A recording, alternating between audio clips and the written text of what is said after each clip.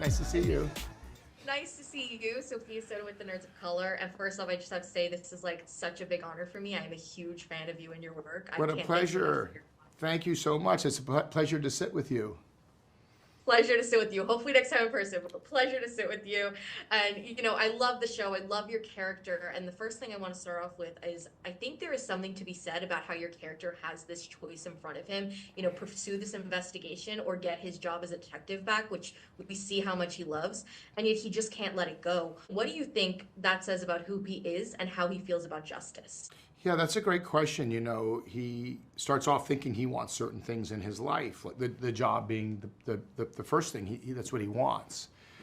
But there was something that reminded me of myth, like a Greek myth with a trickster hero who, despite the obvious odds, thinks he can change the universe, that even though these things are stacked against him, there's something not right here, and he can't let that sit. And I think we admire that quality in someone, that they know that this isn't right, and this person's not here to speak for themselves, and he wants to bring justice and light to this situation. And so as he starts to pursue it, and as he knows more, it's harder at that point to walk away, because now he knows for sure something's wrong. He's just trying to figure out how and why.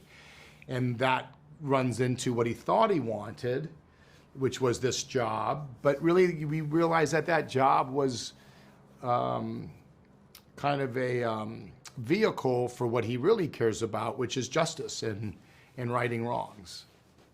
Yeah, such a good way to put it. You have such amazing past characters. I've been a lifelong fan, so I have to ask you, out of your past characters, who do you think would have been a good partner to help Yancy with this investigation? That's a good question. I don't know.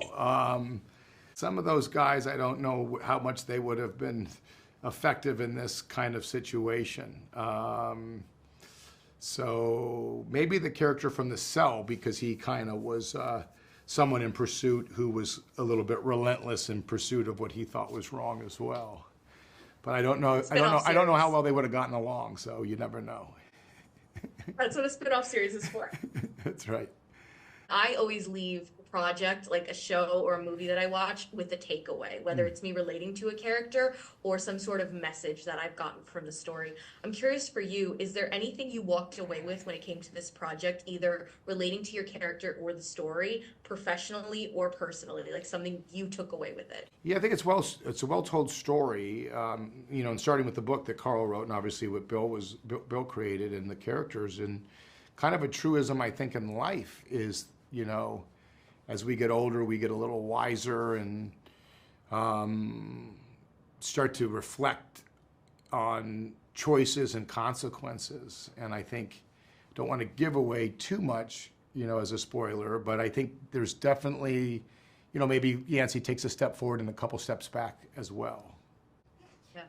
And I love the way that the show kind of balances the dramatic and the comedic tones. I just feel like it was so well done. How did you approach that? Was there like a key or something that helped you master that tone and mixing it, the perfect balance? It's so well done in the book, and that's a very challenging thing to do. And thankfully, we had Bill Lawrence, who's great at it, and storytelling. But that was my first question, was the tone, because tone is everything. Then you're telling an audience how to take it. And as you suggested correctly, there's some laugh out loud, funny stuff, and then it's tense and surprising and shocking, and the crime and the consequences are real and meant to be taken seriously. And when you nail that tone, like Bill did on this, it's really fun. But if you miss it, it can feel off. So I constantly was asking that very question. Movies that we all love or stories that we care about. I think the one lesson is to take it serious. You can't have a crime and tell the audience that it's not really, nothing bad is going to happen. And in this one, bad things do happen. And then be able to have characters with points of view and perspective that also make us laugh. It's a fun ride because of those elements. Well, thank you so much for all your excellent answers. I hope we get to speak again super soon, and thank you. It's just a real pleasure. I look forward to it. Pleasure talking to you, and thank you so much. Fanboys, professional artists, and professors. Maybe a nerd who's just like you, talking about the things that you like too. So I invite you to the NOC. In full color, you see me. The hard knock life. Comics, movies, and TV. Yeah. Pop culture with a different perspective. Watch it on your screen, hit play, so check this.